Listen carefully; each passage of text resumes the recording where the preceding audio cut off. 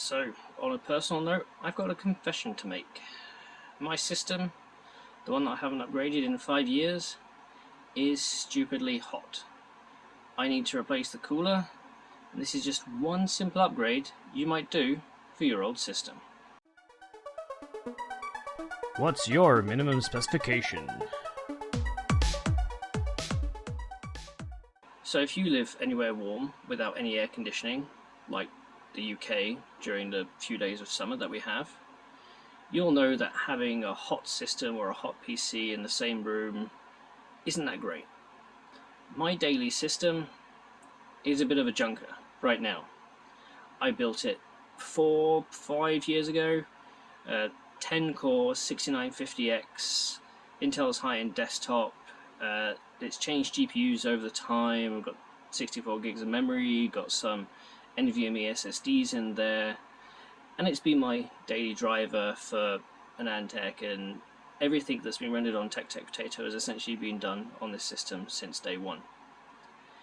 The thing is, it sits right next to me. It's very loud, or fans are going, so all my audio tends to have RTX voice enabled, and then on top of that we also have to do some noise suppression due to some background fan noise. Working and trying to record in a lab, even with directed microphones, is a bit of a pain. However, this system is on its second cooler right now. When I built it, I originally put in a 120mm AIO Corsair H50 cooler, I believe, when it was first built, thinking, oh okay, let's get some liquid cooling in and it'll be fine, and I won't have to worry about it. Fast forward about 12 months, and the seal broke. It was one of the really first AIOs that Corsair put out, and the tubing just ended up splitting, and all the liquid evaporated and overheated.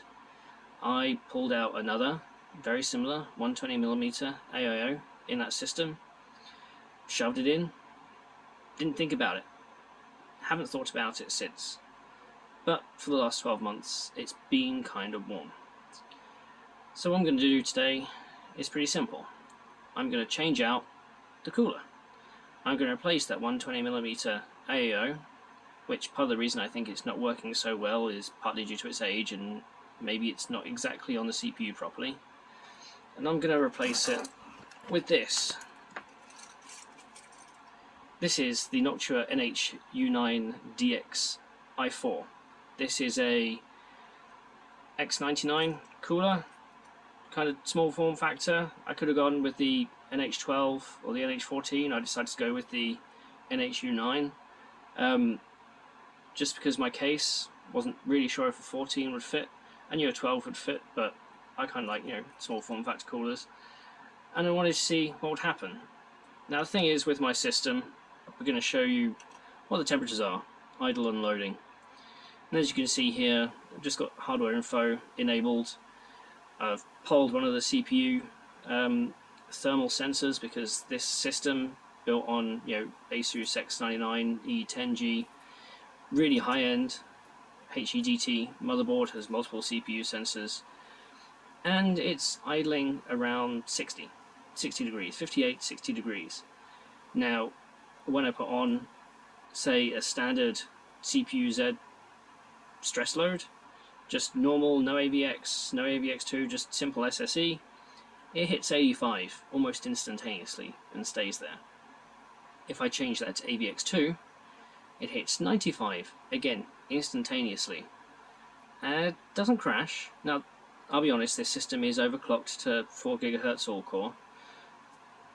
The system hasn't really crashed due to thermals since I've had it. I'm just a bit annoyed because it's a bit loud, it's a bit warm, and we need to change that up.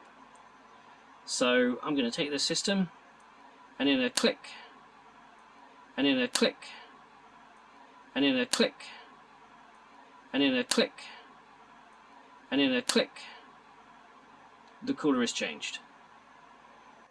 So I should point out this video isn't #ad Noctua. I haven't sponsored this video in any way. This is just something I've been planning to do for a little while, between actually fitting out a proper full new system. I think it was worth it in the end. So before you laugh at the state of my system, I get it. I'm a hardware tester, I should know better. Back in the early days when I was doing this, I was always really excited for every new piece of hardware that came across my desk. I would be building and rebuilding my computer once a month, playing with all the new funky gadgets, seeing how well they performed. Not only in test beds, but I got some daily use out of them as well. I'm at a point now where all I need is a stable system. I'm not too fussed about overclocks. My memory runs at DDR4 2400. I can't even remember if that's the speed of that kit that's in there. But I just needed something that was a little bit cooler, something that wasn't as audible, and if I've not played around with anything on this audio, probably sound like that this room is a little bit quieter as well. And maybe that'll help out with some of the future videos. I mean, I'm literally recording this on my smartphone, so no RTX voice there, for example. But from the temperatures, yeah, it's pretty good going. I mean, idle is now at 50 degrees. I mean, yeah, that's still not great. I do have it in the corner of my room, just down here, and it's not in a great airflow spot anyway. It's about 30 degrees in this office right now. You can probably see that I'm sweating a little bit because, like I said, no air conditioning in the UK. And yeah, when I start a workload, all-core workload, still getting 4 gigahertz, about 72, 73 degrees.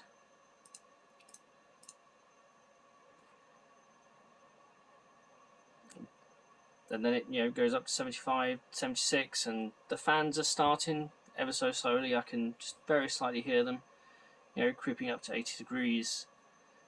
And then if we put on some stronger AVX2 workload, going up to 80, 85, and going roughly up to 90. And if you look at individual cores, around about 80. It's well, the system's quieter anyway, and as long as I don't see any more degradation in performance. So, also the funny thing is, I've actually got all the parts for a new build. I'd love to get them done perhaps on a build stream, and you can see the craptastic nature that is my building skills in action. But we'll save that for a future video. It should be fun. Should get it going. 6950X is still a good performer, but it's not the best. I'm pretty sure we can get something better going. And yeah, I've got all the parts for a Threadripper Pro system. That should be fun. If you really like this video, leave a comment down below. Again, tell me how craptastic all of my system building is. Fun times.